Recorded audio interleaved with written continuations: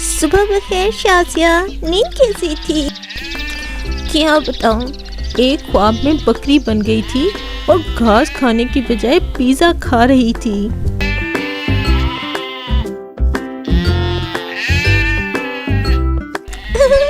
خواب میں پیزا، واو!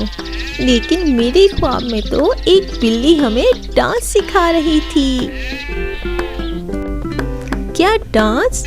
ہمیں تو صرف میں بولنا آتا ہے، ڈانس کرنا نہیں۔ پچھلے ہفتے میں نے مرغی سے کچھ موو سیکھے ہیں، ذرا دیکھو۔ ارے آرام سے، کہیں اون لے کر نہ اڑ جاؤ۔ دیکھو چرواہا آ گیا۔ اوہ نو، اب پھر سے لمبا مارچ۔